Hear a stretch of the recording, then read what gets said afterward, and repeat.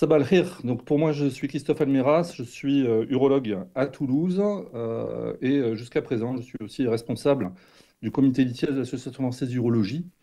Et je suis très honoré de vous faire ce cours sur l'urétéroscopie souple, abordant l'indication, la technique et la complication. J'ai changé un peu l'ordre en mettant les indications en premier, ce qui me paraît assez logique puisqu'on va détailler ensuite la technique en fonction bien sûr de tout ça. Alors comment se poser la question de savoir si l'urétéroscopie est une bonne indication? Il faut réfléchir aussi que le rein est bien accessible, en combien de temps on va traiter, avec combien de fois aussi, combien de stages et de sessions. Est-ce qu'on a besoin de tout retirer réellement? Et bien aussi, quel urétéroscope il va falloir choisir. Alors, comme vous le voyez sur cet encart-là, il faut, en fait, on est limité par le nombre de temps opératoire pour limiter les risques infectieux notamment, et incluant également la pose de la sonde de double J. Donc, l'idée, c'est de faire le moins possible de sessions. Pour visualiser et se poser la question sur l'accessibilité, combien de fois on va traiter, la clé, c'est le scanner, bien sûr, qui va nous orienter sur le type de calcul, sur sa taille, sur son volume. Donc, on va voir l'intérêt du volume. Mais aussi, ça va nous orienter sur le type de calcul, sa nature, à savoir si c'est un calcul infectieux. Et c'est ça qui va aussi motiver et se poser des questions s'il faut tout retirer, ou alors comme sur un calcul de cystine ou d'autres calculs dangereux. Donc, pour retirer des calculs, si on veut vraiment tout retirer, il va se poser la question également de quelle gaine utiliser. Est-ce qu'il faut faire du basketing? Est-ce qu'on fait que du dusting? Est-ce qu'on garde le patient en hospitalisation? Et le contexte clinique, à savoir s'il existe un problème également d'handicap, par exemple, est important aussi. Pour les choix des urétéroscopes, on le détaillera après. Donc là, vous voyez les recommandations de l'Association française d'urologie qui sont sorties il y a peu de temps. Et pour la prise en charge des calculs urétéraux, en fait, l'urétéroscopie s'adapte à tous les types de calculs, et particulièrement par rapport à l'ilithotricie pour des calculs de plus de 10 mm, et surtout s'ils restent après une surveillance et s'ils sont symptomatiques ou à risque, pour être sûr vraiment de pratiquer une extraction. Cela dit, pour les calculs proximaux, comme vous le voyez sur le schéma en bas, il ne faut pas oublier que l'urétère a une forme qui est quand même sinueuse, et quand on va chercher un calcul qui est urétéral proximal, peut-être qu'il faudra préférer un urétéroscope souple à un urétéroscope rigide. Surtout qu'il peut y avoir un flush du calcul au niveau rénal qu'on devra chercher dans un deuxième temps. S'il existe une colique néphrétique, en revanche, dans un contexte d'urgence, il n'est pas recommandé de traiter et de faire une urétéroscopie en urgence si le calcul est proximal ou si on suspecte une infection ou si le calcul est vraiment très volumineux. Pourquoi? Parce qu'en fait, quand on est en contexte de colique néphrétique, déjà, on n'a pas d'analyse d'urine fiable. Deuxièmement, on a un rein qui est en souffrance, puisqu'il est en colique néphrétique avec une pression de plus de 80 centimètres d'eau. Donc si on remonte avec un urétéroscope dans ce contexte-là, on va, avec l'irrigation, augmenter cette pression et risquer de faire éventuellement un hématome périrénal, un hématome sous-capsulaire, un urinome et augmenter les risques infectieux. Pour le calcul rénal, on va s'intéresser en fait bien sûr à la taille, à la localisation comme toujours, et quand on voit la position de l'urétéroscopie, en fait, s'adapte à toutes les situations, avec cela dit, une petite infériorité pour le calice inférieur à cause de la déclivité de la perte de déflexion, mais aussi pour les calculs de plus de 2 cm où jusqu'à présent, en fait, la percutanée reste quand même plus efficace sur l'extraction. L'urétéroscopie dans nos recommandations françaises a pris aussi sa place dans l'abord combiné. L'abord combiné, c'est-à-dire de combiner la percutanée à l'urétéroscopie pour limiter, et l'idée c'est de limiter le nombre d'accès de percutanée, en sachant on considère 3 accès par chirurgie comme ça, donc ça veut dire un accès par urétéroscopie et éventuellement 2 ponctions, mais pas plus au niveau rénal. Vous savez que chaque ponction fait perdre un petit peu de fonction rénale et augmente bien sûr les risques de saignement. Donc l'idée c'est que l'urétéroscopie aussi prend sa place dans les CIRS, c'est-à-dire dans la chirurgie combinée. Pour la première fois, on a développé des recommandations en France également en s'intéressant à la nature du calcul, parce qu'on peut connaître la nature du calcul avant de le traiter, dans des contextes par exemple de cystine, des patients qui en ont déjà eu, ou alors une suspicion sur différents examens. Et donc, en fait, l'idée, c'est que l'urétéroscopie, comme vous le voyez, là aussi, apparaît dans toutes les indications pour tous les types de calculs, tous les types de tailles, en sachant que jusqu'à présent, il y avait une infériorité pour les calculs infectieux, puisqu'on va avoir besoin d'une extraction, mais aussi pour les calculs de plus de 20 mm, bien sûr, qui restait une très bonne indication pour la chirurgie percutanée. Cela dit, depuis maintenant un an, sont apparues des gaines aspirantes en urétéroscopie qui permettent de retirer toute la poudre et de mieux retirer les fragments résiduels. Donc en fait, on va récupérer une très très bonne action grâce à ces gaines aspirantes sur les calculs infectieux. Il faudra en tenir compte pour nos prochaines recommandations et la mise à jour. Donc, comment évaluer l'accessibilité? En fait, c'est sur le scanner. Et comme vous le voyez, il faut savoir le regarder dans les différents plans. Là, il s'agit d'une patiente qui avait un briquaire avec un rein pelvien, vous voyez, qui a un énorme calcul coralliforme. Et on comprend bien qu'une ponction percutanée est compliquée, le rein est mal roté, donc on va avoir des difficultés pour y accéder. On le voit dans l'autre plan de l'espace également. Et vous voyez que pour faire une chirurgie percutanée, aller chercher le calice inférieur ici, on va être gêné par la crête iliaque. La nature du calcul, ben oui, on va pouvoir également se poser des questions pour savoir traiter, parce que quand vous regardez un scanner comme ça, on se dit oui, c'est vrai qu'il y a un calcul qui est un peu irrégulier, mais quand on se met en fenêtre osseuse, qui est la fenêtre normalement recommandée pour voir les calculs, et ben vous voyez qu'en fait, il s'agit plein de calculs de stase, et donc, tous ces calculs de stase, il va falloir faire une extraction efficace. Et si on fait une urétéroscopie avec du basketing, vous allez mettre 10 ans pour retirer les calculs, ça va être épuisant, on va en laisser en place, on ne va pas pouvoir faire du popcorning, ça n'a aucun intérêt. Donc, on peut faire soit une chirurgie percutanée, soit aller les chercher avec une gaine aspirante maintenant. Ce qui va nous orienter également sur la nature du calcul, c'est comme vous le savez, c'est la densité Hounsfield, puisque vous avez ce tableau-là qui rappelle la position des calculs en fonction de leur densité.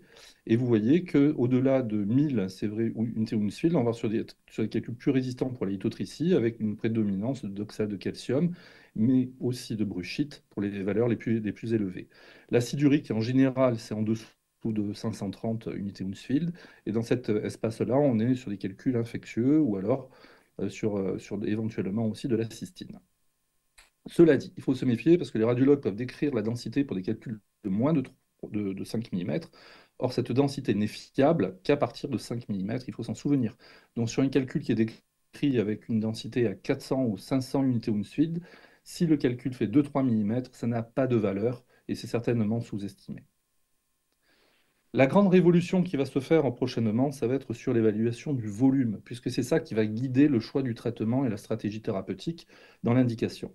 C'est-à-dire qu'il n'est pas pareil de traiter un calcul qui fait 2 cm sur 2 cm qu'un calcul qui fait par exemple 2 cm sur 5 mm. Et comme vous voyez, un calcul de 2 cm sur 2 cm, ça représente 4 cm3.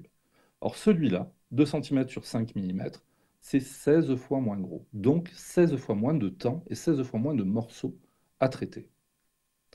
Donc, il existe des logiciels, comme vous le voyez, celui-ci, le 3D Slicer, pour nous aider à faire de la reconstruction, évaluer. C'est basé en fait sur la détection des unités Hounsfield. Et vous voyez, c'est assez facile à partir du scanner de reconstruire le calcul, de voir sa forme exactement et d'évaluer également son volume, puisqu'on va avoir un volume très précis en millimètres cubes ou en centimètres cubes avec une reconstruction 3D. Cela dit, on peut le faire aussi facilement, c'est-à-dire que on peut très bien faire les formules de l'ellipsoïde qui peut déjà nous donner un peu une idée du volume du calcul en sachant qu'on va certainement soit surestimer le calcul, soit le sous-estimer, puisque ce ne sera pas une mesure aussi fiable. Et par exemple, pour un calcul de la sorte, qui a une coralliforme, si on regarde le premier cliché en coupe horizontale, on est sur un calcul qui n'excède pas 3,1 cm, alors que ça il va faire presque 4 cm dans une coupe coronale. Donc il va falloir faire la formule ellipsoïde, et comme vous voyez, ce calcul représente 11,6 cm3. Il faut l'utiliser dans les deux plans. Alors, c'est très beau, mais qu'est-ce qu'on va en faire de ces données? En fait, ces données-là, il faut les corréler à l'efficacité du laser.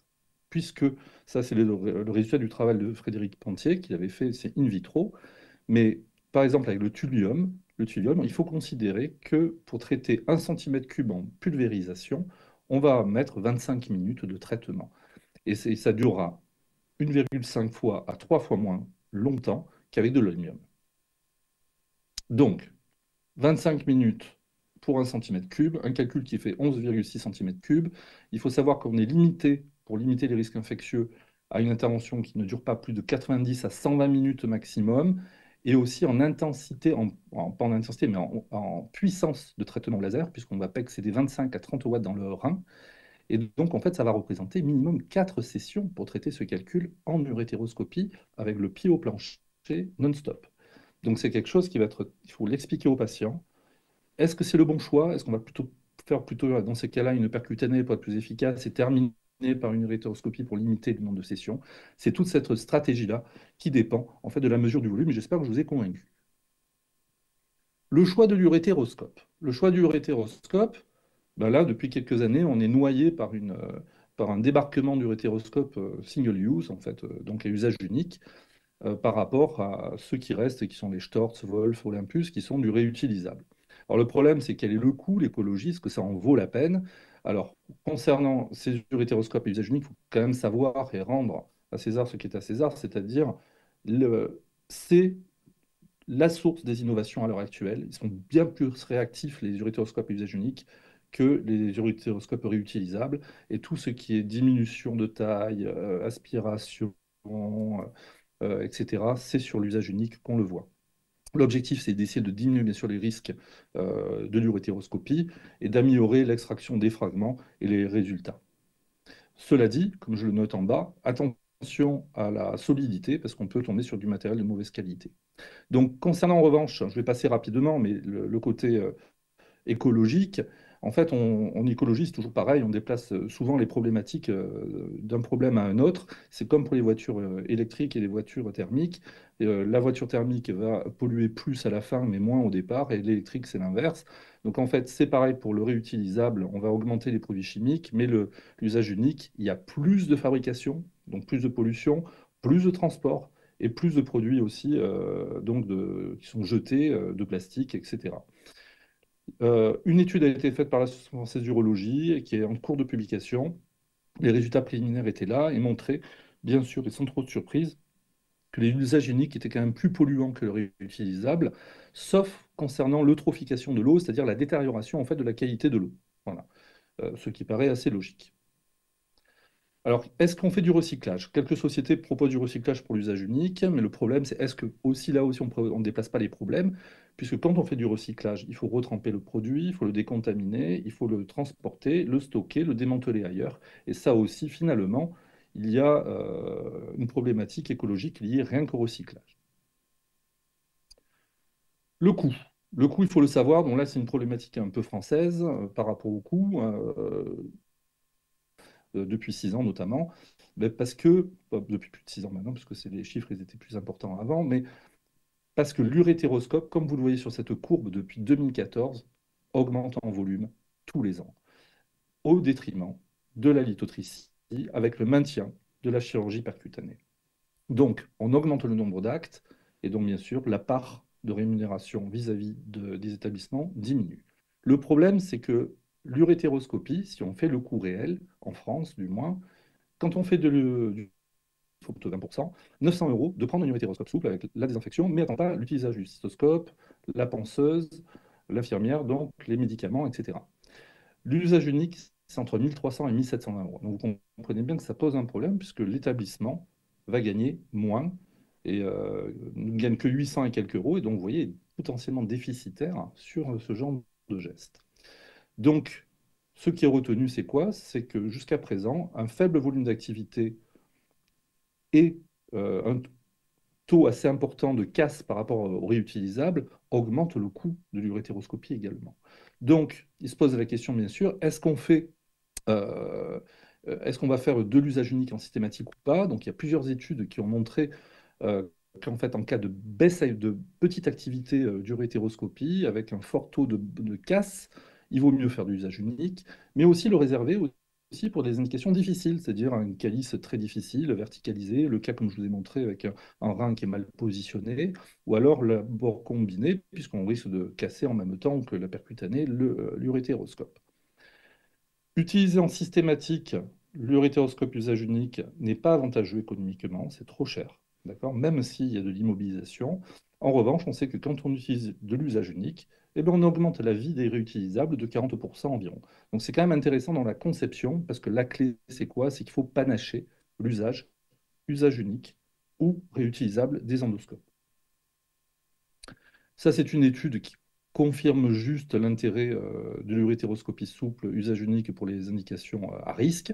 Cela dit, il y a énormément de biais pour se prononcer sur les avantages par rapport à l'infection. Pour faire des économies, est-ce qu'il y a des solutions devant ça? Ben, c'est pour ça qu'on développe en fait la chirurgie ambulatoire au maximum, hein, bien sûr, parce que moins il reste hospitalisé, moins il y a de coûts, notamment liés au personnel. Et aussi, on va essayer de diminuer l'utilisation de tout ce qui est matériel consommable. Alors, c'est là où la miniaturisation, la pose de sonde de double J, l'utilisation d'un panier, etc., d'une gaine, tout ça, on peut essayer de diminuer cette utilisation-là. Mais est-ce que ça en vaut la peine aussi? Est-ce que le résultat est le même? C'est ça le problème. Il faut connaître également les urétéroscopes eux-mêmes. Ils ne sont pas pareils. Ils ne sont pas équivalents. Il est clair qu'au niveau vision, on est bien mieux avec un urétéroscope numérique qu'un fibré, comme vous le voyez. Vous n'avez pas du tout la même image. Ça, c'est grâce au capteur CMOS. Avant, il faut s'intéresser aussi, est-ce que l'image va être pixelisée ou pas? Quel est le rendu de couleur? Bien sûr, ils vont être tous différents. Mais aussi, il faut s'intéresser à la lumière. Parce qu'il y a des urétéroscopes qui ont une mauvaise diffusion de la lumière, ce qui fait que quand vous êtes face à un calcul, ça vous fait de l'ombre derrière et vous perdez de la profondeur de champ. En revanche, le champ visuel pour les utéroscopes, comme vous le voyez, est à peu près équivalent. La qualité de la vision est essentielle. Pourquoi? Parce que ça permet d'avoir la fibre laser au contact du calcul, surtout avec le thulium, on doit travailler plus près. On doit garder un bon mouvement, une progression optimale pour être efficace. Donc si on voit bien, on est plus efficace. Deuxièmement, ça permet donc de diminuer la durée opératoire et ça permet aussi de visualiser les fragments résiduels pour avoir un meilleur résultat. Et c'est vrai que le développement des gaines aspirantes permet d'éviter cette espèce de blizzard et de brouillard permanent quand on traite les calculs, où en fait on ne voit pas ce qui se passe. Donc l'aspiration a vraiment sa place à l'heure actuelle. Concernant les tailles des urétéroscopes, il faut se méfier parce que les fabricants donnent des tailles, surtout de la gaine, du corps de l'urétéroscope, mais il faut regarder aussi l'extrémité. Et comme vous pouvez le voir, par exemple, il y a des urétéroscopes comme celui-ci, le LithoView, qui a un corps qui a 9,5 French, mais une extrémité à 7,7, donc un peu plus petit. Par contre, il est gros, il est important, donc il occupe de la place dans la gaine d'introduction, ce qui fait que ça diminue l'irrigation dedans, le retour, ça augmente la pression intrarénale et ça crée de la friction entre l'urétéroscope et la gaine, ce qui va diminuer la qualité des mouvements de l'urétéroscope. Donc là, on est obligé de prendre, quand on prend du 9,5, on est obligé de prendre une gaine 12,14. Il y a d'autres urétéroscopes, c'est l'inverse. Par exemple, si vous regardez celui-ci, l'Inovex, il a un corps qui a 8,7, mais c'est l'extrémité qui a 9,3. Donc on doit avoir une extrémité plus grosse. Et ça, il faut le visualiser parce que ça passe pas de la même manière aussi dans la gaine. Donc, il faut s'intéresser en fait à tous ces urétéroscopes. Ça, c'est une étude qui a été faite donc de comparaison de 10 urétéroscopes qui est en cours de publication également. Et comme vous le voyez, c'est vrai, sur tous ces urétéroscopes qui sont en haut, qui sont à usage unique, il y en a deux là à la fin qui sont réutilisables, qui sont les deux urétéroscopes Storz, le numérique et le fibré. Et vous voyez que la tendance maintenant à l'heure actuelle, c'est la miniaturisation. Alors, il faut savoir qu'il y a eu des 7,5, maintenant il y a des 6,3 notamment dans d'autres marques. Ça descend, ok. Quel est le but? Ben, c'est de diminuer le traumatisme urétéral, bien sûr. On pourrait se dire, mais pour diminuer le traumatisme urétéral, il ne faut pas prendre de gain d'accès.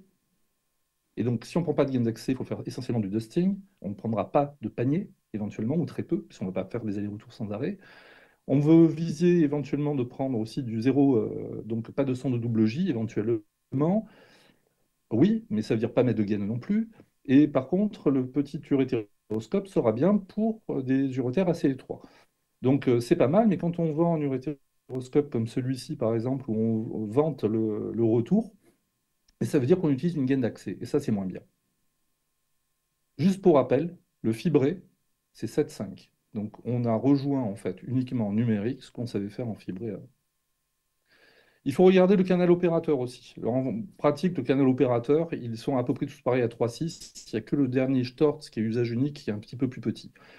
pensez à ce qu'on met dans le canal opérateur. Si vous mettez un panier 1.9 à même pression, vous allez avoir ce débit-là. Si vous mettez un panier 1.5, vous aurez ce débit-là. Donc, pour avoir une meilleure irrigation, il faut bien sûr mettre des instruments de plus petite taille au sein du canal opérateur. Que dire de l'aspiration? Ben, l'aspiration, en fait, il y a deux problématiques. Soit on la développe dans l'urétéroscope, soit on la développe en dehors. Il y a des défauts des deux côtés, en fait. C'est-à-dire que le problème de l'urétéroscopie de l'aspiration interne, c'est que il faut que ce soit, c'est un problème de taille de fragments pour pas que ça se bloque dedans, ce qu'on appelle le clogging. Donc il ne faut pas que ces fragments se bloquent à l'intérieur du canal opérateur, du moins du canal d'aspiration, et pour être vraiment efficace. Donc ça demande un dusting parfait. Pour l'externe, donc les gaines aspirantes, on a un flow qui est pas toujours facile à gérer. On perd un peu d'ergonomie si on l'utilise de la sorte, mais en fait, il y a toute une technique et ça s'utilise très bien. Et c'est vrai que spontanément, on peut se dire, mais mince, on perd de la déflexion, puisque quand on va mettre la gaine, eh ben, ça va bloquer un petit peu l'urétéroscope. Donc il y a des inconvénients pour tous les traitements. En pratique, la vraie vie, c'est pas ça. C'est pas de la poudre uniforme, c'est pas vrai. C'est ce qu'on aimerait développer avec des toutes petites fibres laser, mais on le sait très bien, quand on casse les calculs, il y a des morceaux qui se détachent et on n'a pas des particules de moins de 250 microns, hein, ce qui est la définition de la poudre, mais en fait des fragments un peu de la sorte. C'est ce sable qui est un peu mélangé à des fragments. Donc, l'extraction par l'aspiration, c'est vrai, tant qu'il y aura des morceaux, sera peut-être mieux faite par une gaine aspirante. Concernant la déflexion, vous le savez tous, et ça a été démontré, hein, que dès qu'on met une fibre laser, un panier, on perd de la déflexion. Et bien sûr, ça va changer, comme vous pouvez le voir en bas, en fonction aussi du calibre de ce que vous mettez. Il y aura plus de résistance sur du 1.9, du 1.5, vous allez perdre de la déflexion. C'est l'étude en question dont je vous ai parlé, c'était in vitro, mais on a comparé également donc, ces 10 urétéroscopes dans la condition anatomique, puisque le laboratoire vous dit, voilà, on a une courbure de temps, etc. Mais enfin, en fait, on se pose la question, est-ce que dans les vraies conditions anatomiques, comme vous pouvez le voir, qui ont été reproduites in vitro, est-ce qu'on garde la même déflexion? Mais en fait, pas du tout. Pas du tout. Et quand on applique des conditions anatomiques, comme vous pouvez le voir, sur certains dispositifs, on peut perdre jusqu'à 75 degrés de courbure en conditions anatomiques, par exemple, avec un panier 1.5. Alors que d'autres ne vont perdre que 14 ou 3 degrés dans ces conditions-là. Donc c'est important de tester les endoscopes quand on les regarde, en imposant aussi un peu des contraintes pour voir s'ils gardent leur qualité de déflexion. Leur extrémité aussi est différente. Il peut y avoir une extrémité ronde ou une extrémité déportée. Les deux ronds, c'est le lithoview que vous avez ici, mais c'est aussi le Wiscope, l'OTU, qui est gardé, qui a une copie en fait du lithoview dans sa forme. Le plus anatomique, ça reste cette forme-là pour aller dans les calices, mais là encore, ils ne sont pas tous équivalents, et vous pouvez voir que la distance, par exemple, entre l'extrémité du urétéroscope et sa gaine peut varier de 11 mm à 3 mm, donc même moins. Donc il faut vraiment 0 mm. Donc si vous gardez un espace trop grand, on aura peut-être une difficulté pour aller dans certains calixes. Donc ils ne sont pas équivalents. Donc il faut s'intéresser à ça. Il faut savoir est-ce qu'ils sont assez résistants pour garder la déflexion, la courbure, etc., pour choisir l'urétéroscope que vous allez utiliser après. L'autre chose, c'est la résistance. Est-ce qu'il est assez solide? Et vous voyez que là, c'est un petit truc avec la gaine aspirante. Mais maintenant, l'idée, pour garder la déflexion, il faut pousser la gaine sur l'urétéroscope. Et là, ça augmente des contraintes et il ne faudrait pas que l'urétéroscope ne soit pas assez solide. Deuxièmement, est-ce que quand ils sont petits, est-ce qu'ils sont aussi solides? Eh bien oui, en fait, ils sont aussi solides. Ils ont aussi, pour certains, la même qualité de déflexion et la même résistance avec la mise en place d'une gaine par-dessus euh, pour garder la courbure. Alors, on va aborder maintenant la technique, une fois que vous avez débrouillé tous les types de urétéroscopes. La technique, on commence par mettre la gaine et le guide. Alors le guide, moi personnellement, je n'utilise pas du tout, comme vous le voyez sur cette petite vidéo de l'escargot, comme on dit en France, mais je le mets dans la doublure de la poche. C'est quelque chose de plus uniforme, je trouve. Il y a moins de résistance quand je veux garder un guide de sécurité. Une gaine classique, l'idée, c'est de la laisser au niveau urétéral et de garder un guide de sécurité pour aller traiter dans le rein, un rein qui est pour éviter qu'il y ait une vidange trop importante et qu'on soit dans des cavités explorables. Une gaine aspirante, c'est pas la même philosophie. On va monter dans le rein avec la gaine aspirante. Et donc, en fait, c'est pas la peine d'utiliser un guide de sécurité, finalement, puisqu'on va rester dans le rein. Et le guide de sécurité, il faut savoir que le diamètre d'un guide de sécurité, c'est 1 mm à peu près. Donc, ça peut faire effet à couper le beurre quand on le garde en guide de sécurité le long d'une gaine. Donc, c'est pour ça que moi, je suis plutôt partisan pour les gaines aspirantes de ne pas en utiliser. Si l'urtère n'est pas préparé, d'accord? Donc il n'y a pas eu de son double J. Je recommande une prédilatation avec le mandrin interne, puis ensuite vous mettez la gaine entière. Et on utilisera plutôt une gaine de petit calibre, donc 10-12. Il faut penser petit urétéroscope et pas le LithoView par exemple qui sera un peu trop large. Si l'urtère par contre est préparé, c'est-à-dire une sonde double J, l'urtère s'est dilatée, on pourra mettre du 12-14 plus facilement, sauf si il y a eu une sensation d'urtère trop étroit lors de la montée de la sonde double J. On peut bien sûr ne pas utiliser de gaine pour faire des économies. Par exemple, une gaine classique, c'est entre 135 et 140 euros TTC, pardon, hors taxe. Il faut savoir qu'une gaine aspirante, c'est 179, donc c'est un peu plus cher. Cela dit, on peut se dire ça diminue le traumatisme urétéral, on va éviter une JJ, mais c'est surtout intéressant sur les urtères très étroits où on a des difficultés pour monter. Les conséquences, c'est choix de petite taille du rétéroscope, attention à la pression et à la température, vous allez avoir une irrigation moindre, et quand on va traiter au laser, on va se retrouver avec une température qui va monter plus rapidement. Il va falloir favoriser la pulvérisation, ce qui augmente aussi la température, pour éviter de faire du basketing. Et il faudra faire, et on va être limité par l'extraction. Et la manœuvre du chausse-pied qui était classique, comment ça se fait? Voilà, la manœuvre du chausse-pied qui est classique en urétéroscopie rigide, elle se fait aussi de la sorte en urétéroscopie souple, mais par contre, vous voyez, il faut retourner l'endoscope pour bien remonter ensuite, et ça se fait très très bien. Donc on peut le faire de la sorte, mais il faut se méfier de la température, de la pression et des problèmes d'extraction. Une fois qu'on est dans le rein, la première étape, ce que nous recommandons nous en France, c'est de décrire les anomalies papillaires. Pourquoi? Parce que ça nous oriente sur le type de cristallisation et le type de lithogénèse. C'est ce qu'on va chercher, c'est est-ce qu'on est finalement sur des calculs qui sont homogènes, qui sont assez peu, c'est-à-dire cristallisation spontanée, sur plaque de Randall ou sur plugging, c'est-à-dire à l'intérieur des papilles, comme on peut le voir sur des bouchons tubulaires. C'est pas la même chose puisque dès qu'on est sur de la cristallisation intratubulaire, ça représente 15 à 16% des patients, on est potentiellement sur une maladie à haut potentiel lithogène, comme par exemple de l'acidose tubulaire distale. Donc il faut savoir le repérer. Voilà. Donc et en revanche, on va dire, il y a du Kakirichi, alors que ça n'en est pas, et on va se retrouver sur des calculs uniquement ancrés sur des plaques de Randall, et ça, c'est purement de la diététique avec ces érosions. Donc c'est important de les décrire pour comprendre, suivre les patients. Là, pour décrire ça, c'est facile, on commence par ça, puisqu'on n'y a pas de sang, il n'y a pas de saignement, il n'y a pas de fragments partout. Donc il faut, le premier temps, c'est d'explorer chaque papille, l'une après l'autre, pour comprendre ce qui se passe. Ça prend 81 secondes. Et c'est vrai que l'urétéroscope numérique est supérieur pour la description. Ensuite, il faut décrire le calcul.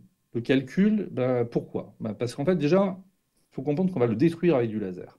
Et ce qui va être intéressant, c'est, par exemple, sur ce calcul en bas, on va détruire, on va pulvériser, on va enlever. Ça, c'est du calcul, c'est du dihydraté. C'est donc du calcium, de l'oxyde de calcium dihydraté, qui est lié à une hypercalciurie. Et quand on va le détruire, on va se retrouver avec un noyau ici monohydraté qui est plutôt à de l'oxalate et plutôt diététique en général. Le problème, c'est que les morceaux qui vont être récupérés, ce sera essentiellement de l'interne qui est plus gros, plus dur, et donc on va sous-évaluer la nature périphérique. Donc c'est intéressant d'avoir une description pour mieux comprendre l'analyse des calculs qu'on va avoir. Deuxièmement, il va y avoir aussi, quand vous reconnaissez des types de calculs, donc là c'est la cystine, de la bruchide, de l'acide urique, du dihydraté ou encore de l'oxyde de calcium monohydraté de stase. Quand vous reconnaissez les calculs, ben, on va pouvoir adapter les paramètres de laser au type de calcul pour améliorer l'efficacité. Comment paramétrer le laser? Ça, c'est les paramètres holmium classiques. On peut faire du dusting, donc ça vous le savez, pour le dusting et comme pour le popcorning, l'idée, c'est de rester en fait sur du long pulse. Et on va garder le short pulse uniquement sur la fragmentation. Et en résumé, c'est dusting, c'est faible puissance, haute fréquence. Fragmentation, c'est haute énergie, pardon, je ne sais pas la puissance c'est les watts. Donc ça, c'est haute énergie et faible fréquence. Donc, ce sont les paramètres classiques pour l'aluminium. Quels sont les paramètres avec le Thulium, maintenant qui a tout à fait sa place pour le traitement des calculs? Ben, on commence déjà une petite fibre, de commencer une énergie à 0,5 joules, de garder toujours le short pulse, parce que si vous êtes en long pulse, en fait, c'est le short pulse est déjà plus long en thulium qu'en holmium. Donc, vous restez sur du short pulse, sinon il y a un risque de carbonisation. On commence éventuellement à faible fréquence et on augmente doucement l'énergie ou la fréquence en fonction du résultat escompté. Cela dit, c'est récapitulé là, il ne faut pas dépasser 25 watts dans le rein et 12 watts environ dans l'urotère. Ce qui est intéressant, c'est que le traitement, vous voyez, par exemple avec le thulium, bah, ça dépend de la nature du calcul. C'est-à-dire que pour un calcul qui va être dur, du monohydraté, on va être plus efficace finalement sur les paramètres de dusting que sur des paramètres de fragmentation. Et c'est l'inverse sur un calcul qui va être souple, où on va être plus efficace avec des paramètres de fragmentation que du dusting, parce que ça va désintégrer en fait au fil du traitement le calcul. Là, vous les voyez, par exemple, sur du monohydraté, ce que je vous ai montré, avec du dusting, vous allez avoir une destruction qui va se faire de manière très efficace, alors que sur un calcul plus friable, comme à côté où c'est du dihydraté, on va être sur des paramètres un peu plus forts, et ça se détache très très bien, tout en faisant pourtant de la pulvérisation. Ça, ce sont des recommandations, donc en résumé, de la prise en charge des calculs, enfin du laser. Donc, vous avez ici le thulium, c'est toujours du short pulse. L'holmium, on va rester sur du long pulse pour le dusting et le popcorning. Et pour la fragmentation, plutôt du short pulse. En holmium, en général, il ne faut pas trop traiter en caliciel inférieur parce qu'on risque de briser la fibre, donc elle risque de casser l'endoscope. En revanche, en thulium, il n'y a pas ce problème-là. Euh, 25-30 watts maximum dans le rein, 10 à 15 watts dans l'urotère. Il n'y a pas autant d'irrigation et on risque de brûler l'urotère si on est sur une trop forte puissance. Donc il faut se méfier. Donc c'est pour ça qu'on doit baisser, on ne doit pas rester sur les mêmes paramètres. Pour les calculs du pôle inférieur, donc déjà, pensez à couper la fibre laser. Ça gêne la progression. Si vous la coupez, elle pourra aller jusqu'au bon endroit. Deuxièmement, relocaliser si c'est possible avec l'holmium, mais pas avec le thulium. Et on va rester toujours sur une faible énergie avec l'holmium pour éviter justement le bris de fibre qui est le risque principal avec ce dispositif. Alors, quel est le mouvement optimal quand on va traiter un calcul au laser? Un calcul, c'est pas quelque chose de plat, c'est pas quelque chose non plus de concave, c'est quelque chose de convexe. Donc, si vous balayez la surface comme ça, vous avez une zone où vous êtes rapproché et une zone où on s'éloigne. Donc on perd d'efficacité sur les côtés. Donc le bon mouvement, il n'est pas celui-là, mais c'est celui-là, qui consiste à suivre la forme du calcul pour pouvoir être efficace et gagner du temps, en fait, en destruction du calcul. Sinon, il y a toutes les zones latérales, on perd du temps et on n'est pas efficace sur la fragmentation. Classiquement, ce qu'on recommande, c'est quand on est dans le rein, comme il y a de la place, on va traiter le calcul de la périphérie vers le centre. En revanche, dans l'urtère, ils ont plutôt du centre vers la périphérie pour éviter de léser les parois urétérales. Qu'est-ce qu'on fait quand il y a des calculs ancrés? Est-ce qu'il faut les traiter? Là, c'est un collègue qui avait publié ça dans Twitter. Il disait qu'il détruisait toutes les plaques de Randall. Non, surtout pas. Ce qu'il faut, c'est avoir un traitement ciblé des calculs. Donc là, vous allez avoir des calculs ancrés qui sont sur des cristallisations intratubulaires. On peut soit les extraire avec un panier, soit tirer dessus avec du laser de manière très précise, ou encore plus récemment, on peut frotter aussi avec la gaine aspirante. Donc c'est un traitement qui doit être vraiment chirurgical, une frappe chirurgicale bien précise sur le calcul pour ne pas détruire la papille elle-même. Donc si on veut faire du basketing, si on veut extraire, il faut connaître la taille des calculs. La taille des calculs, donc quels sont nos repères en soi? En fait, on a soit la fibre laser, ça représente 0,3 mm de diamètre. On a le guide, on a dit à peu près 1 millimètre. Et sinon, en rayon, vous savez qu'en fait, un urétéroscope de type Storz Flexix, ça fait environ 2,8 mm de diamètre. Donc ça peut se donner une idée des fragments résiduels et est-ce qu'on peut les extraire ou pas. Quand il y a un calcul qui n'est pas accessible, il faut savoir utiliser l'irrigation et comme vous le voyez, en jouant avec l'irrigation, mais en faisant attention de ne pas trop forcer non plus, on peut faire, j'appelle ça la technique du bouchon d'oreille, c'est-à-dire on va pousser le liquide sur le côté, ça va faire sortir le calcul, ce qui va permettre de l'extraire et d'y accéder. Mais pour cela, il ne faut pas qu'il soit accroché à la paroi. L'extraction en bloc aussi est possible pour gagner du temps si on veut faire du basketing. Donc, par exemple, ce sont des calculs qui sont comme ça. Je pense que ça va passer. J'attrape mon calcul avec mon panier. Il descend dans l'urtère. Je vais le bloquer contre la gaine À ce moment-là, il ne va pas passer dans la gaine d'extraction, donc dans la gaine, voilà. Je le plaque contre et je sors tout le dispositif tranquillement, et vous voyez qu'il sort bien. Et après, ça demande bien sûr de remonter avec la gaine, mais c'est un temps quand même de fragmentation et d'extraction qui est quand même plus rapide que si on fait du dusting et qu'on en laisse partout. L'autre moyen d'extraire, c'est de faire ce qu'on appelle le clotting. Alors, il existe aussi une société qui a inventé la Blue Glue. La Blue Glue, c'est une colle qui permet de regrouper les morceaux pour les sortir. En fait, il n'y a pas grand monde qui l'utilise. Le clotting, c'est laisser cailloter, la technique du coagulum.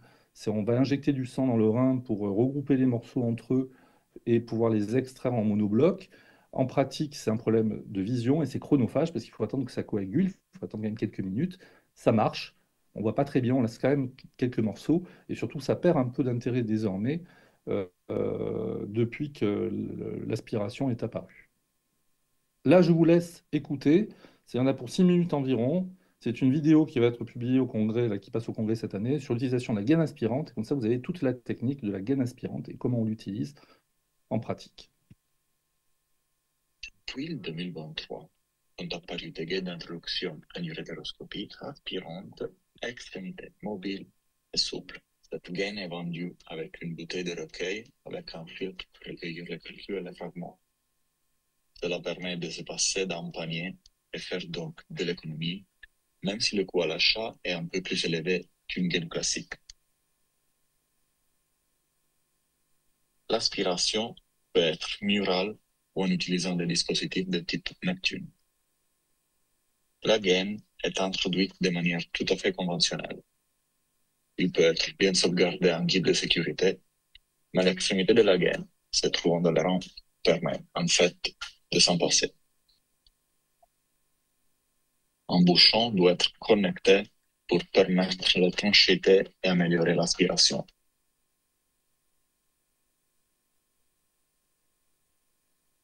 La connexion de la bouteille se fait par une tubulure qui rejoint le canal aspirateur de la gaine.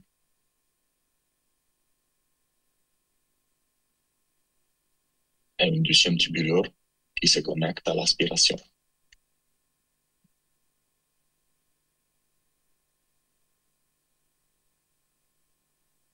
La bouteille est équipée d'une sorte d'interrupteur permettant de régler l'intensité de l'aspiration.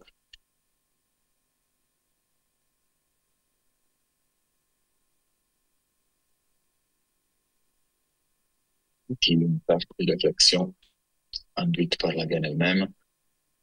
En effet, on observe une diminution de la courbure, mais qui peut être supprimée par la progression de la gaine sur le télescope déjà en position dans le calice et un regard du calcul caliciel inférieur.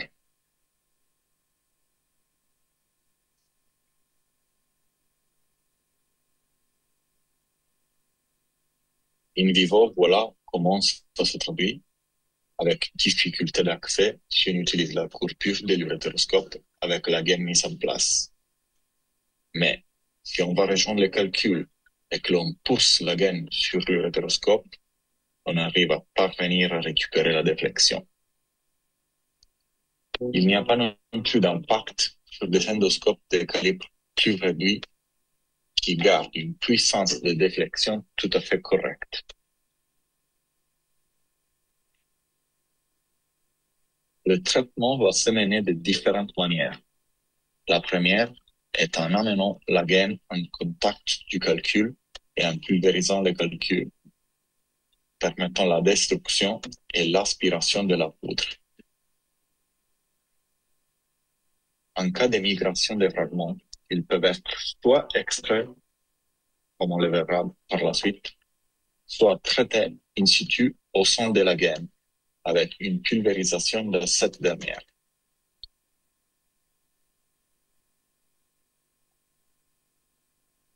L'aspiration permet également l'extraction des matrices protéiques infectieuses que l'on rencontre, qui sédimentent et qui ne répondent pas au traitement par laser dans les calculs infectieux. Les fragments peuvent être donc également retirés comme par effet Venturi amélioré en percutané à travers de la gaine, mais cette procédure peut être chronophage.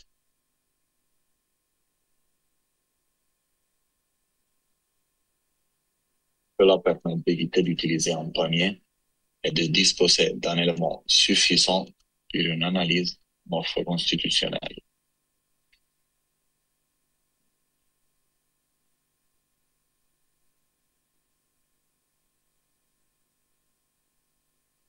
Il peut être observé des parois qui se collabent. Cela peut impacter la qualité de l'aspiration puisqu'il n'y a pas assez de retour et compromettre l'extraction des fragments, comme on peut le voir ici avec un fragment qui tend à remonter. Cet échec de récupération nécessite de regarder vers le haut dans la gaine pour avoir une meilleure hydrodynamique. Il faut donc moduler l'aspiration afin d'éviter de collaber les cavités et perdre du flux qui permet l'extraction des fragments. L'extrémité peut être longue et donner une perte de dextérité dans l'utilisation de l'appareil. Cependant, on peut quand même utiliser le torque.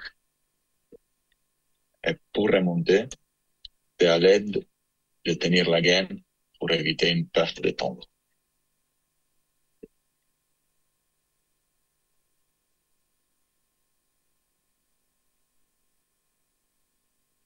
En fin de procédure, le retrait de la gaine doit être sous contrôle visuel, comme on le fait habituellement, pour vérifier l'absence de lésion urétérale.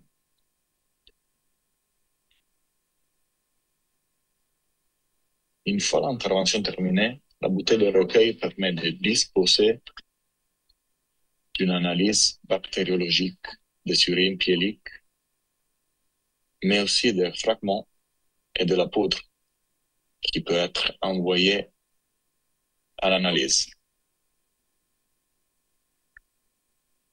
On voit l'impact important de cette poudre qui tend à se solidifier rapidement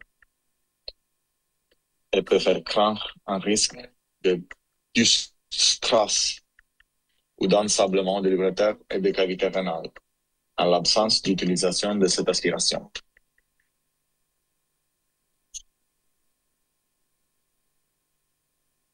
Voilà, donc cette vidéo, elle a été faite par notre fellow Daniele D'Agaté, que je remercie.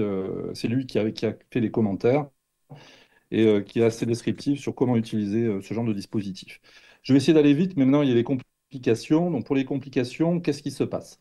Alors les complications, il y a la fausse roue du guide, il faut se méfier. C'est que si votre guide a été mal monté, c'est-à-dire sur un calcul qui était enclavé par exemple, on peut avoir un guide qui passe dans une fausse route comme ça muqueuse. Et si on fait une dilatation ensuite avec une gaine d'introduction, ben vous allez dilacérer l'uretère. L'autre chose, c'est bien sûr les lésions urétérales liées à la gaine et qui sont connues. Ça, c'est le travail d'Olivier Traxer qui avait tout publié. Pour ça qu'il faut bien regarder l'uretère et on comprend que quand c'est juste une petite irritation, il y aura quand même potentiellement une colique néphrétique. Mais quand on est sur des lésions comme ça, la sonde de double J est vraiment indispensable, va devoir être laissée plus longtemps. La perforation urétérale aussi, ça peut se voir avec une gaine qui se disloque, par exemple, ça fait un trou dans l'urotère. Ce qui fait qu'on peut avoir un urinome, un urinopériurétéral, et même la sonde double J peut mal se positionner et avoir une boucle qui sort dans la perforation, ce qui serait très délétère, il faut la repositionner correctement. Les autres complications, mais il faut penser à la pression. La pression, donc il faut retenir ces chiffres, ils sont importants. Tout d'abord, la pression de base dans un rein, c'est moins de 20 cm d'eau. Le reflux pyélo-veineux, il apparaît à partir de 40 à 60 cm d'eau. Et quand on a une colique néphrétique, on est à plus de 80 cm d'eau pour vous donner un ordre d'idée. 80 cm d'eau, c'est pour ça que dans l'urgence, quand le rein est en souffrance et bloqué, attention à remonter au niveau du haut appareil. Quand on utilise l'irrigation manuelle, comme vous pouvez le voir là-haut, ben en fait, on arrive à avoir des pics de pression jusqu'à 115 ou 436 cm d'eau. Vous les voyez, ces pics comme ça, si on irrigue trop fort. Et ça peut créer bien sûr des ruptures de fornix, comme vous voyez là, ou encore des hématomes sous-capsulaires, ou encore des urinomes périurétéraux. Donc attention à la pression. Le laser brûle. Vous avez deux types de brûlures. La brûlure directe, qui fait craindre une perforation, mais c'est pas trop ça qui va donner des sténoses en fait, mais il va y avoir quand même potentiellement une extravasation de fragments. Mais c'est surtout en fait l'échauffement. Et la sténose va venir sur l'échauffement. Et l'échauffement, il survient comment? il survient comme c'est noté ici. C'est-à-dire qu'en fait, à partir de, ça commence à 40 degrés et 60 degrés, il va y avoir une coagulation des protéines. Et qui dit coagulation des protéines dit dévascularisation et ischémie de l'urtère. Donc, le gros risque, en fait, c'est quoi? C'est faire ce que fait cet énergumène-là, c'est-à-dire de tirer à tout va sans réfléchir, avec une très très haute fréquence qui va chauffer l'eau, le liquide d'irrigation, et donc créer une dévascularisation de l'urtère et donc une sténose. Donc, dans nos recommandations, ce qu'il faut être dans un uretère, attention aux fréquences élevées. On va demander de limiter, certes, la puissance à 10-15 watts pour limiter le risque de sténose, mais aussi une fréquence qui est trop élevée. Et le but, c'est d'être un sniper, c'est-à-dire de voir le calcul en vie, de le tirer, d'avoir chaque coup, doit être efficace dessus. Donc, on doit avoir une bonne décision, une précision, maîtriser le geste et limiter les dégâts collatéraux au maximum. Et c'est plus dangereux, en fait, finalement, dans l'urtère que dans le rein. Le bris de matériel, il peut venir sur le guide, qu'on peut abîmer avec la fibre laser, le sectionner. Donc, pensez à vérifier son intégrité à la fin. Il en est de même sur la gaine. J'ai déjà eu une gaine comme ça qui se dit désolidariser complètement à l'intérieur, qu'il fallait rechercher avec une pince à corps étranger. On peut avoir aussi l'extrémité qui s'abîme avec des petits bouts de plastique qui se défont. Ou encore, bien sûr, le classique bris de fibre laser qui fait que la fibre pète et que ça va abîmer l'endoscope principalement. On va avoir donc là, dans ces cas-là un risque de corps étranger, comme aussi de morceaux d'urétéroscope. Qui dit corps étranger dit calcul secondaire, mais aussi un surcoût et un retentissement sur la qualité du geste. Donc, le risque majeur, en revanche, c'est le risque d'infection. Comme vous le voyez, il est à peu près de 4%, c'est ce qui est relaté dans la plupart des littératures. Les facteurs identifiés, ils sont surtout la JJ préparatoire, c'est quand on met une JJ première, il y a déjà une antibioprophylaxie, donc quand on va y retourner, ça augmente ce risque. Un calcul infectieux, et ça c'est une publication récente qu'on a faite avec le comité d'ITIAS, qui a montré sur une étude prospective de 486 et multicentrique, 486 sur hétéroscopie souple, en fait, dès qu'on observait de la carbapatite ou de la struvite, ben, il y avait un risque infectieux qui était en analyse multivariée, qui était très significatif, ce qui permet de dire que si on reconnaît en reconnaissance endoscopique pendant le geste de la carbapatite ou un calcul de struvite, à ce moment-là, il faudra se méfier, assurer un bon drainage, mais aussi garder peut-être le patient un peu plus hospitalisé un peu plus longtemps. Les autres risques potentiels qu'il faut connaître, c'est un geste long de plus d'1h30, mais aussi l'utilisation des anti-inflammatoires, puisque les anti-inflammatoires vont créer une vasoconstriction de l'artère afférente et donc une diminution aussi de la progression des antibiotiques au niveau de l'appareil urinaire. Donc l'idée, c'est que si on met une GJ, pas d'anti-inflammatoire, ça ne sert à rien. On ne va pas utiliser ce mécanisme de l'anti-inflammatoire. Il vaut mieux rester sur des antalgiques simples. Et deuxièmement, il faut aussi limiter le nombre de gestes pour limiter le risque infectieux. Une intervention, donc, ça c'est dans nos recommandations, on n'accède pas 90 à 120 minutes, grand maximum.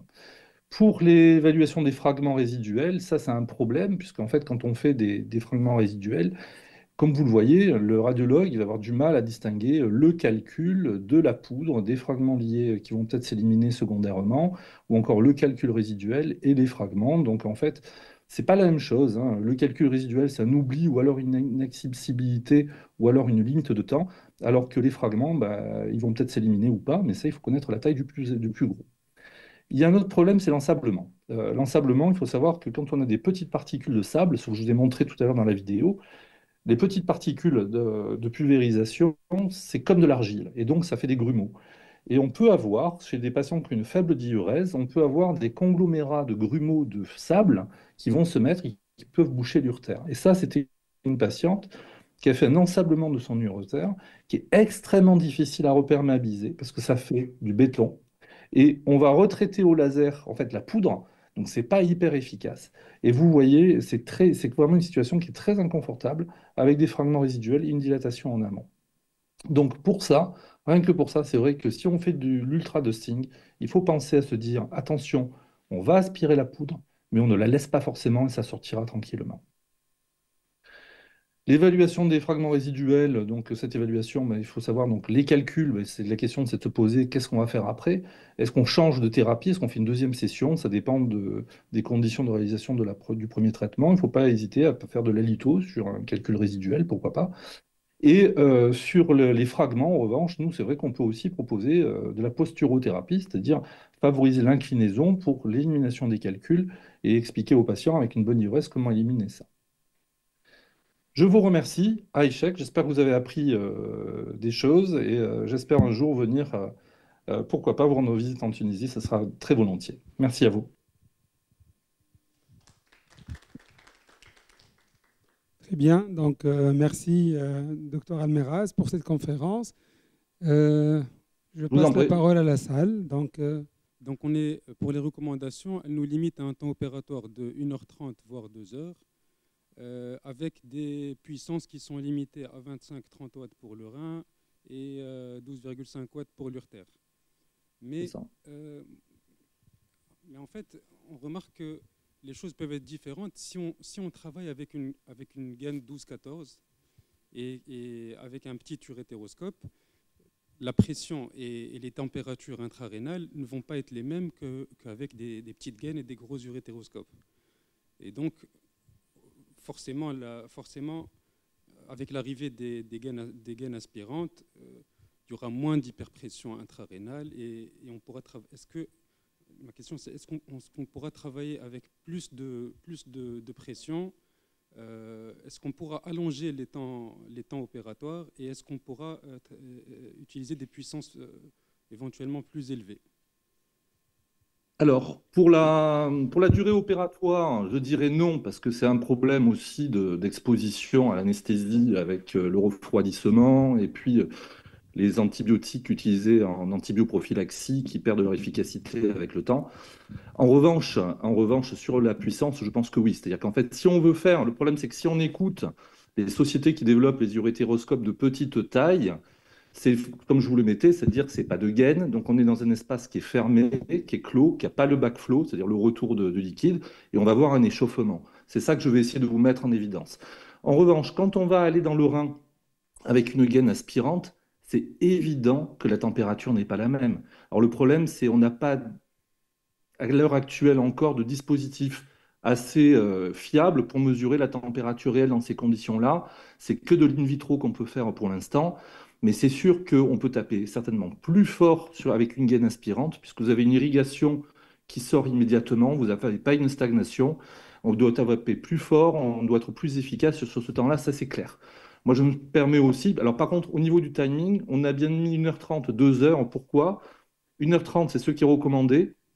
Mais il est clair que si vous reste un petit calcul et que vous savez que vous allez tout terminer au bout de 2 heures, allez jusqu'à 2 heures. Si par contre, vous voyez que c'est juste qu'il va rester un gros morceau et que vous n'aurez pas terminé au bout de 2 heures et qu'il faudra une autre session, non, il vaut mieux arrêter à 1h30, vous limiterez la casse. L'idée, c'est soit vous terminez tout en moins de 2 heures et vous pouvez vous le permettre. S'il y a vraiment besoin d'une autre session, arrêtez à 1h30. Voilà pour la démarche. Mais le développement, c'est clair qu'avec la pression, une gaine aspirante, ça va changer un peu la donne et on n'a pas encore les données là-dessus. Voilà. Mais les paramètres, on va taper un peu plus fort certainement. Vous avez dit 25 minutes pour l'holmium et pour le thulium, c'est 1 centimètre cube, c'est combien de temps? Oui, c'est en fait in vitro, c'est à peu près 25 minutes pour du thulium, avec des paramètres qui ont été affichés tout à l'heure, c'est-à-dire c'est du 0,5 joules, et puis je crois que c'est du 40 Hertz, il me semble, ou 20 Hertz, je ne sais plus. En tout cas, voilà, mais c'était sur des paramètres de dusting.